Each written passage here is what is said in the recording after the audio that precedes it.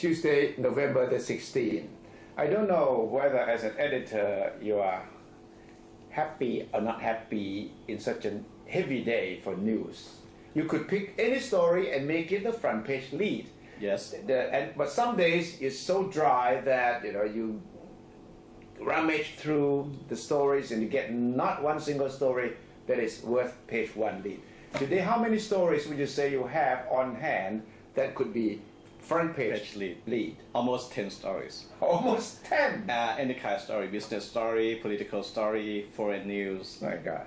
Don't you wish that these stories come, one at a time? Right. This is one of those days that we have to make a very careful decision. All right. And sometimes difficult decision also. Yeah. So what would be the three main stories of the day?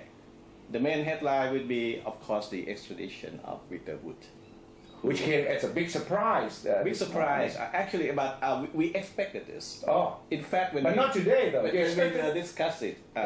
discussing it a few months ago, I told you that we believe that this is going to be the first major story for the I remember. Democrat Party dissolution. So he was finally sent out, or we don't know whether he actually is on a plane somewhere. Nobody knew, and his wife wasn't even aware of the incoming extradition. And I think that somebody at the correction department alerted the newspaper around 10 o'clock.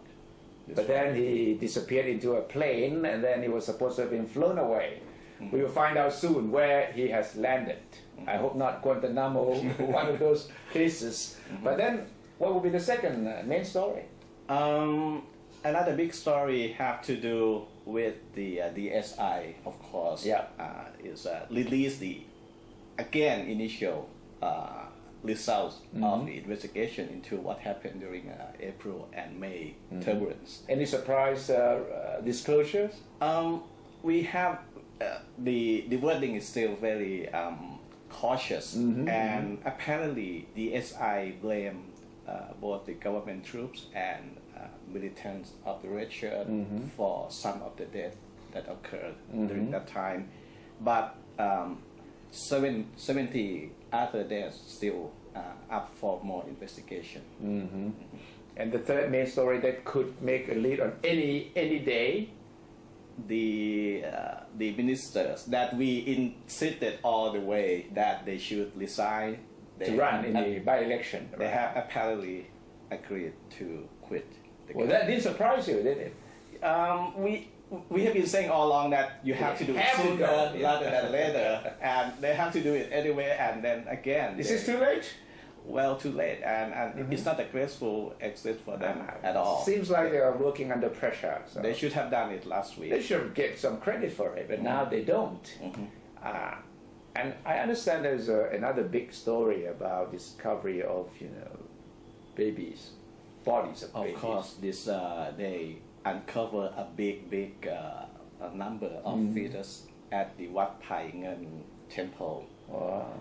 And apparently the undertaker who was the first to alert the authorities, or who was the first person to be questioned, he's the man who apparently got paid by some illegal abortion clinics to dispose of the fetus. Terrible. What is the number? What's the size of it? The number now is still ranging from 100 to 200. Ooh. Baby fetus. Ooh, and this is the first time anyone knew about this? This is the first time because of the smell. The smell have been bothering people in the area, and then the police start investigating. And you cannot forget about the flood in the south. The warning, I heard quite a strong warning. A warning, the biggest warning ever began in the southern Thailand against the mudslide, because the crack that has been reported over the past few days has apparently widened from 2 meters wide to 3 meters now. And on any other day, you could lead with the BBC interview with Aung San Suu Kyi in Rangoon. Of course, and he said, and she said something very significant. She said she's in favor of a peaceful revolution by the Burmese people for democracy. it is still up to interpretation what she really means Non-violent, by non-violent and peaceful revolution. I think that's because the World Affairs editor of BBC, John Simpson, asked her about velvet revolution in the Eastern Europe or former Eastern Europe countries. And she sort of, it's a strange word, velvet revolution. So she explained that maybe they're talking about non-violent revolution. Yeah, she has to stick with the non-violent because she's been sacrificing herself under house arrest for years, and it would be she would be doing herself an injustice to advocate something opposite to that. So at least 5 to 6 stories that easily. Not to mention some good business story also. The central bank today does not rule out even more stringent measures against the capital inflow. Yeah, they had already introduced some measures, and it could have been more or less responsible for the plunge of the stock market. The stock market today plunged about 24 points. You know, and any other day could have made a major story on page 1. And the central bank, instead of trying to come out and clamp down, they just said, okay, we are ready to do more if necessary in the future. So pick up The Nation tomorrow morning on page 1 and see how Kun Satit as editor manages to give justice to all the big stories. That's going to be a tough job, but he will have to do it before midnight tonight.